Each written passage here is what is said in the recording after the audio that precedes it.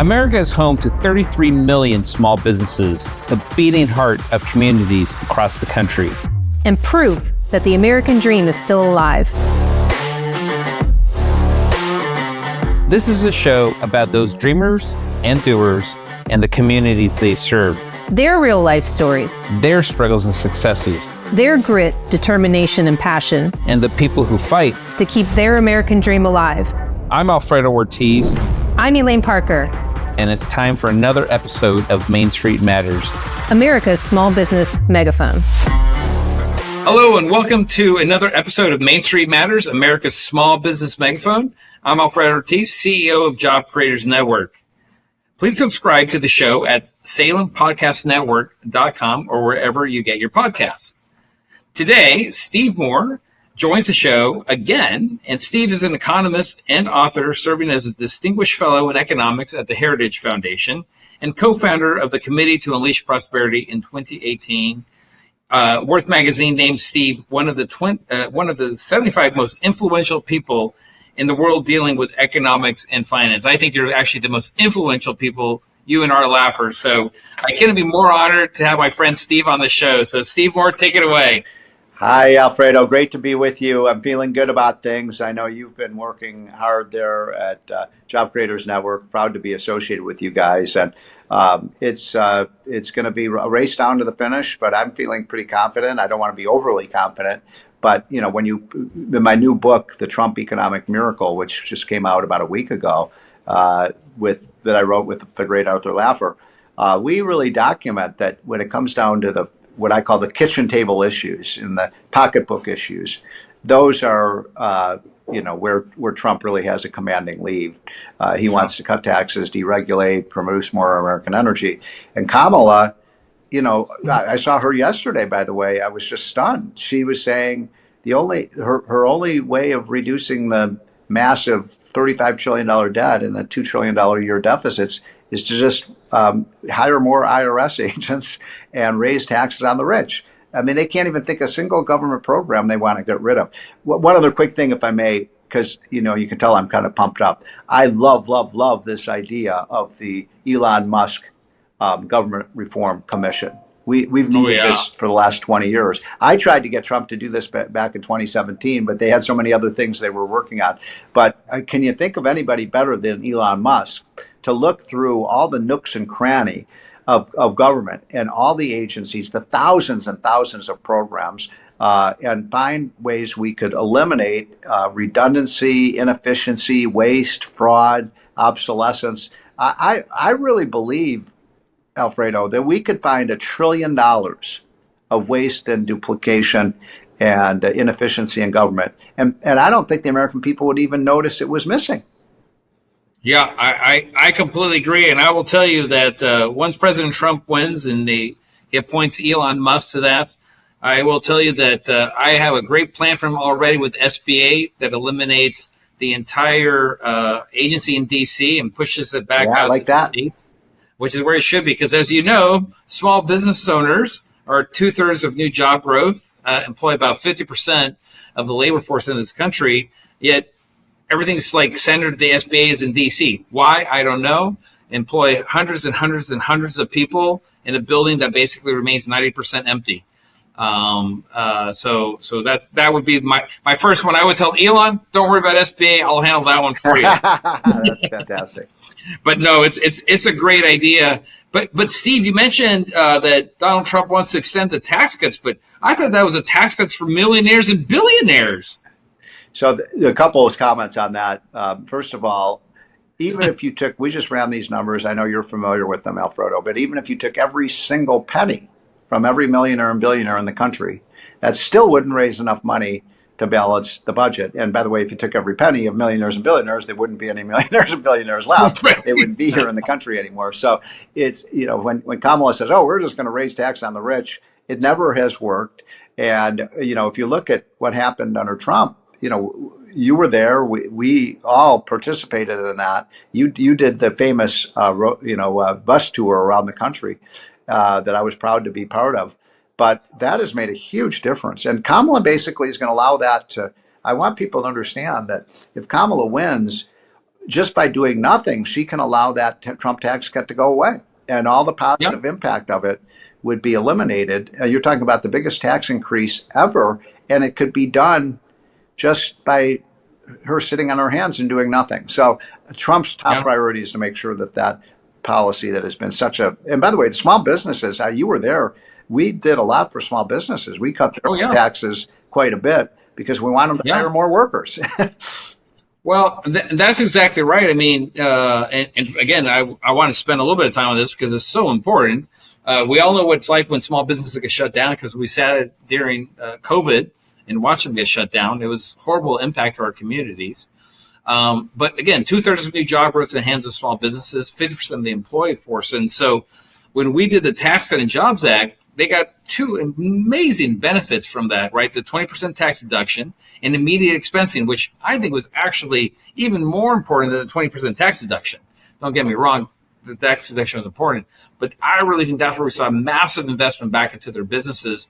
And guess what, Steve? Remember that road tour? We did a poll before, a national poll of small business owners says, if you get this tax cut, what would you do with it? And what did they say? They say they would hire more people, pay more wages, more benefits, and invest back in their business. And guess what they did? Exactly those four things, right? Yeah. And that's where the economy grew. You're right, and you mentioning the fact that you're in contact every day with some of the lead small businesses in America, of which there are millions of them, and I want to make sure that your viewers and listeners to this Main Street Matters understand something about. We did a study at Unleash Prosperity that came out about a month ago, where we looked at all of the top people in the Biden administration that deal with economics and finance and commerce, and all the people who are surrounding Kamala Harris, including, the president, the vice president, the people in their cabinet, the people in the agencies.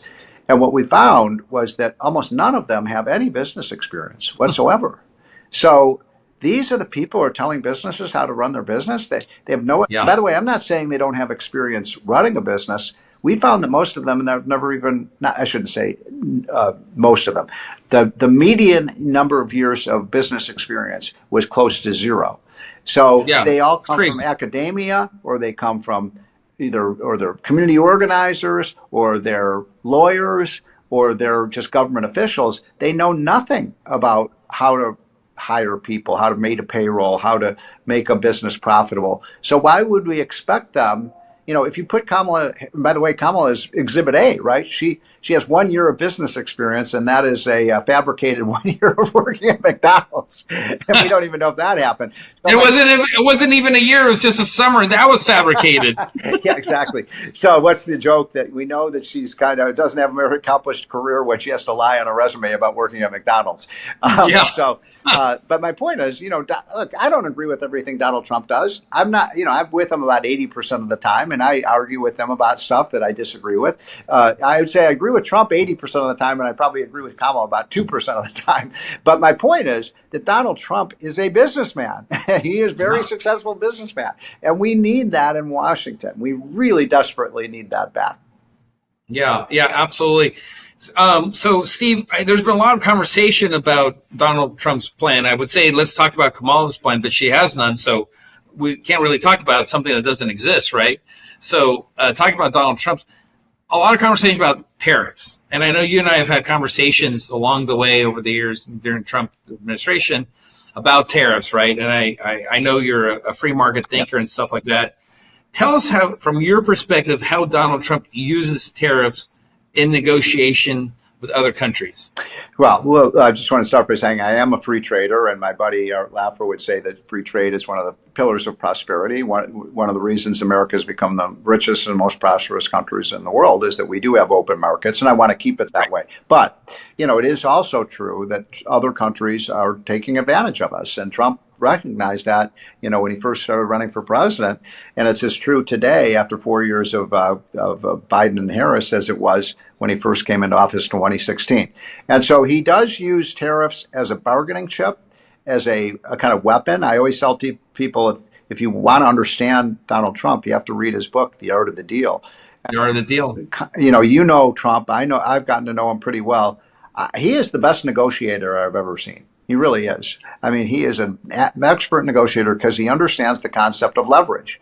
And we have Yep. leverage, and we should use it while we got it, because China wants to 100%. overtake the United States. But, the way I would put it is, if we can't trade with China and we can't get the low-priced imports, which we benefit from that, but, that means if you go to the dollar store, you may have to pay a little bit more for the things you buy.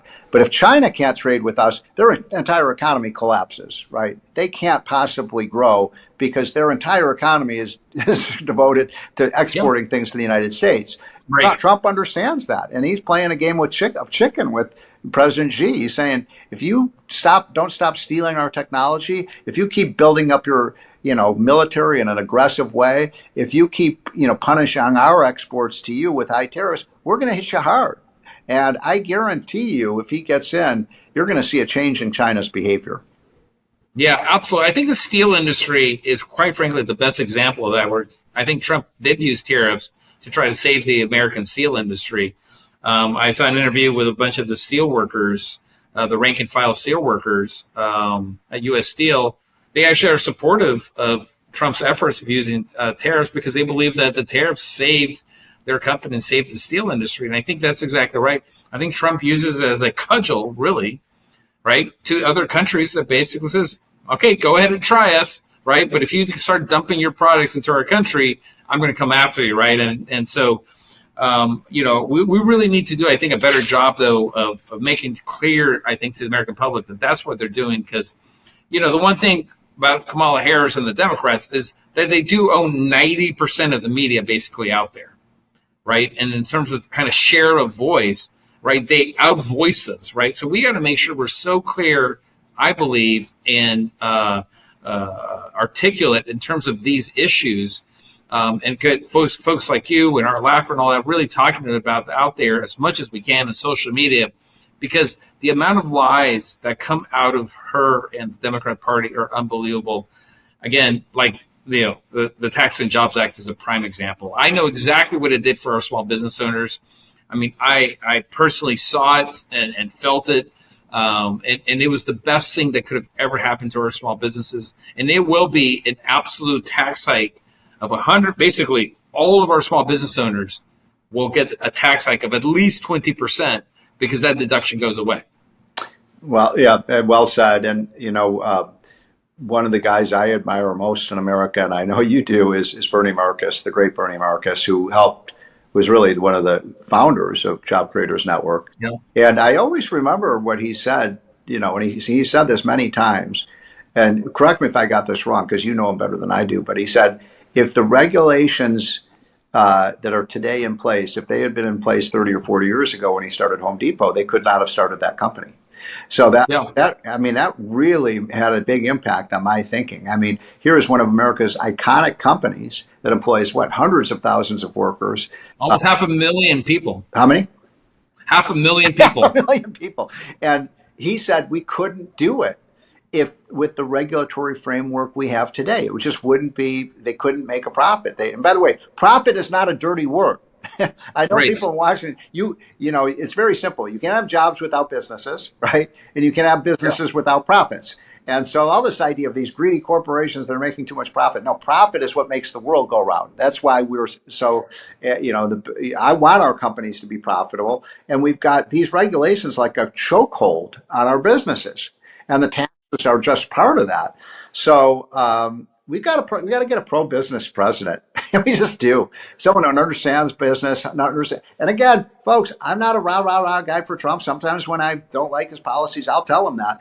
But he's got the right focus. Put America first. Make sure our businesses are the top businesses in the world. Let's look out for America's middle class, blue collar workers. I'll be in Madison Square Garden on Sunday at that big rally, and I guarantee you, most of the people are going to be are going to be just middle class, working class people who love Trump because he knows he cares about their job and their wallets. Yeah, absolutely. And by the way, I'm going to see you there at Madison Square Garden as well. So, yeah, absolutely. No, I think it's so important, to be able to get that out there. You do need an actual president that knows how to be the CEO of a country, right? The CEO of a business, because it is about the art of the deal. I mean, having run my own business, sign the front of the check, it's not easy. You don't always get what you want.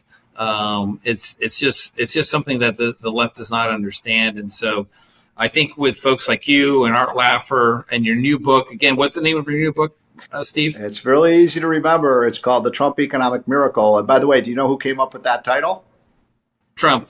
Yeah. Art Laffer and I were meeting with him about 3 months ago in Mar-a-Lago, and we're telling him about the book coming out. And he said, oh, great. He said, what are you going to call this thing? And we were going to call it Trumponomics 2.0 because we'd written a book about 5 or 6 Right. ago. Yep. He said, no, call it the Trump Economic Miracle. So we looked, I said, okay. If the president tells you to do that, you do it. Well, thank you again so much for what you guys do at Job Creators Network. I wanted to mention one thing before we sign off, if I may.